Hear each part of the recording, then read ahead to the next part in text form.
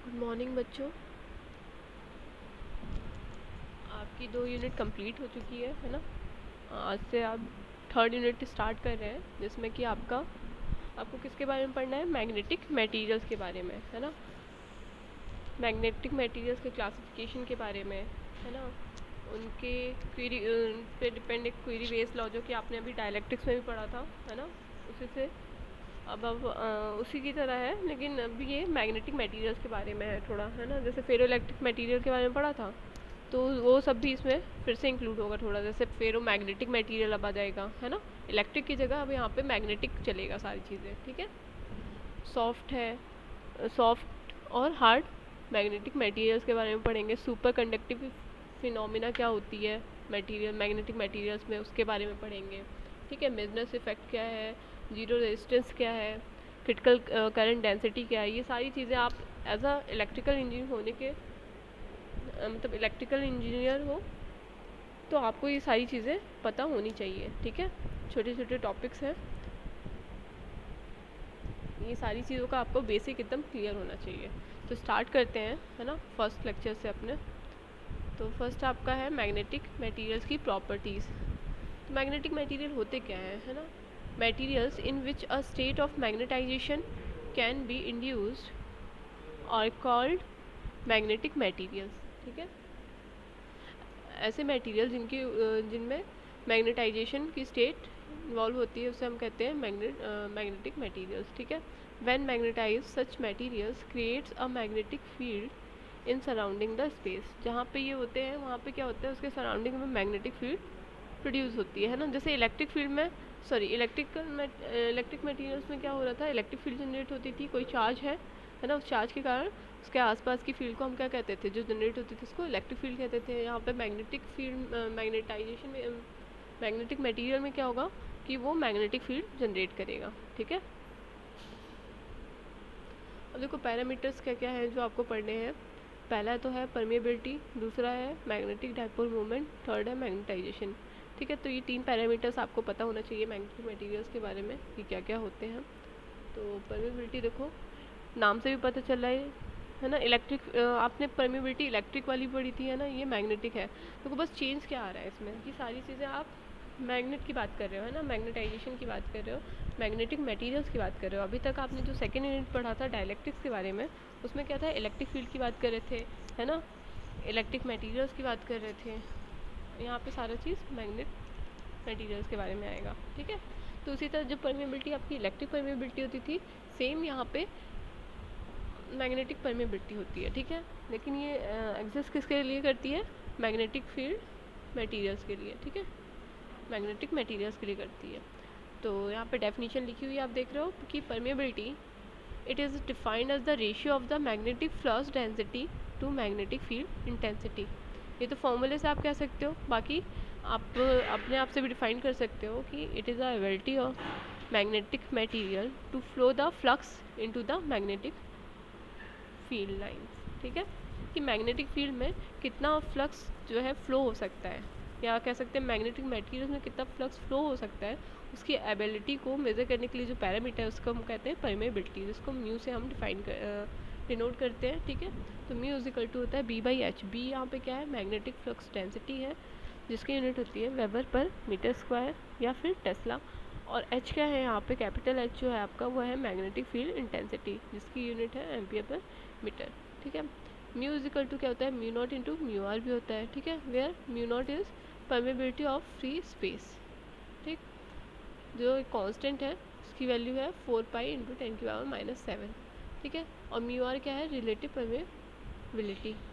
आप जो electric field में पढ़ रहे थे, है ना, डायलैक्ट्रिक में पढ़ रहे थे, वो परमिटिविटी था, सेम यहाँ पे परमेबिलिटी है, ठीक है। और जो म्यू आर है देखो, यूनिट लेस क्वांटिटी। इसी तरह एप्सिलॉन आर क्या होता था, यूनिट लेस क्वांटिटी होता था, सेम यहाँ पे मैग्नेटिक मटेरियल्स के लिए होता है, ठीक है। इसके बाद आ जाता है मैग्नेटिक डाइपोल क्या होता है। जैसे आपने पढ़ा था इलेक्ट्रिक डाइपोल के बारे में, सेम यहाँ पे देखो मैग्नेटिक डाइपोल है। तो अब देखो डिफरेंस क्या होता है, देखते हैं।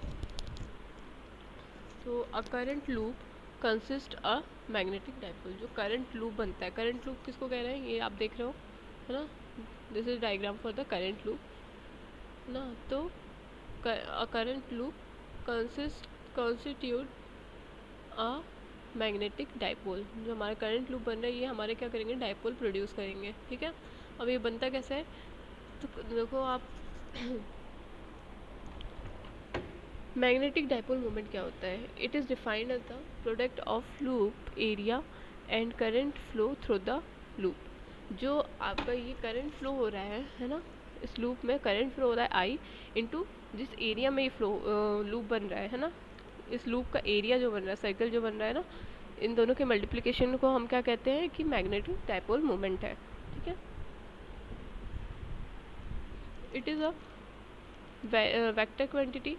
वेक्टर क्वांटिटी क्यों, डायरेक्शन है ना, director along the normal to the plane, normal to the plane होता है। ठीक है, अब मान लो जैसे ये करंट की डायरेक्शन ये है, ठीक है, तो आप राइट हैंड रूल से यहाँ पे डायरेक्शन निकाल सकते हो, राइट हैंड थंब रूल से। ठीक है, तो इस केस में क्या होगा, अगर ये डायरेक्शन है ना, अगर हमारी क्लॉकवाइज डायरेक्शन आ रही है, सॉरी एंटी क्लॉकवाइज डायरेक्शन है, तो out from the this plane होगा, है ना, इस प्लेन के आउटवर्ड की ओर इसकी डायरेक्शन हो जाएगी। ठीक है, अब देखो मैग्नेटिक डाइपोल आपको बताया आई इंटू ए होता है, यहाँ पे डायरेक्शन भी है इसीलिए एन कैप लगा दिया है। ठीक है, वेयर एन कैप क्या है, unit vector along the normal to the plane consist of a current loop. ठीक है, अब देखो इसकी यूनिट क्या होती है, एम्पियर इंटू मीटर स्क्वायर, यहाँ से निकाल सकते हो आई की यूनिट एम्पियर और ए की यूनिट मीटर स्क्वायर। ठीक है, या फिर बोर मैग्नेट्रॉन भी कहते हैं इसकी यूनिट को। ठीक है, इसको एम बी से शो करते हैं। देखो atomic unit of the magnetic dipole is known as Bohr magnetron, ये याद रखिएगा, इंपॉर्टेंट है। ठीक है, आपके जो कॉम्पिटिशन एग्जाम होते हैं, कई सारे एग्जाम्स में तो यूनिट ही पूछता है ना, यूनिट्स है, सिंबल्स, ये सारी चीज़ें आपको अच्छे से क्लियर होनी चाहिए, याद होनी चाहिए। अब नेक्स्ट आता है मैग्नेटाइजेशन। मैग्नेटाइजेशन क्या होता है, it is defined as the magnetic dipole movement per unit volume. तो जो हमारा मैग्नेटिक डाइपोल मूवमेंट आ रहा है पर यूनिट वॉल्यूम के लिए, उसको हम कहते हैं मैग्नेटाइजेशन। ठीक है, इसी तरह आपका पोलराइजेशन था इलेक्ट्रिक फील्ड के लिए, यहाँ पे मैग्नेटाइजेशन है मैग्नेटिक फील्ड के लिए। ठीक है, एन क्या है, नंबर ऑफ डाइपोल पर यूनिट वॉल्यूम, और पी भी हमारे क्या है, मैग्नेटिक डाइपोल मूवमेंट, इसकी यूनिट होती है एम्पियर पर मीटर। ठीक है, the total flux density inside the magnetization magnetic material is because of two factors. दो फैक्टर्स के कारण होता है जो आपका मैग्नेटाइजेशन होता है इंटरनल। पहला तो होता है हमारी flux density due to external field, ठीक है, जिसकी वैल्यू है mu naught into H. Second है आपका flux density due to magnetization. Magnetization जो फ्लक्स डेंसिटी उसकी वैल्यू है म्यू नॉट इंटू एम। ठीक है, तो ये हमारा क्या है, flux density inside the magnetic material. Magnetic material के अंदर जो टोटल मैग्नेटाइजेशन है वो उसको हम बी से दिखा रहे हैं। ठीक है, तो B is equal to mu naught into H plus M हो जाएगा, है ना, कॉमन ले लिया हमने। और आपको पता है कि B is equal to mu naught into mu R into H होता है। अब इन दोनों को कंपेयर करोगे तो कंपेयर करने से आपको मिल जाएगा mu naught mu R H equal to mu naught into H plus M. Mu naught से mu naught cancel, mu R into H minus H equal to M आ जाएगा। यहाँ से एच कॉमन ले लिया आपने, तो आपके पास ये एक्सप्रेशन आ गया M is equal to mu R minus one into H. अब देखो यहाँ पे म्यू आर माइनस वन को हमने ले लिया ससेप्टिबिलिटी, है ना, जैसे आपको वहाँ पे इलेक्ट्रिक ससेप्टिबिलिटी थी, इसमें क्या आ जाती है आपकी मैग्नेटिक ससेप्टिबिलिटी, है ना, जाई एम। अगर ये पॉजिटिव है तो magnetic material attracted by the magnetic field, अगर नेगेटिव है तो मतलब हमारा रिपल होगा। ठीक है, अब देखो इस पर एक क्वेश्चन देख लो, या फिर हम नेक्स्ट लेक्चर में इस क्वेश्चन को कवर करते हैं ना, इस लेक्चर में इतना ही, है ना। तो आपका ये फर्स्ट लेक्चर है, वेरी आप एकदम क्लियर हो कि सारी चीज़ें क्या क्या होती है, जो भी मैंने आपको पैरामीटर्स बताया, बहुत इजी भी पड़ेगा आपके लिए। क्यों, क्योंकि आपने इलेक्ट्रिक फील्ड के बारे में सारी चीज़ें पढ़ रखी हैं, बस आपको थोड़ा सा चेंज कर रहे हैं, सिंबल्स में चेंज आ रहे हैं ना, और सारी बातें हम किसके बारे में कर रहे हैं, मैग्नेटिक मटेरियल्स के बारे में बात कर रहे हैं। तो इलेक्ट्रिक से मैग्नेटिक में चेंज, तो आप अगर कंपेयर करते हुए चलोगे तो सारी चीज़ें बहुत ही ईजी लगेंगी। ठीक है,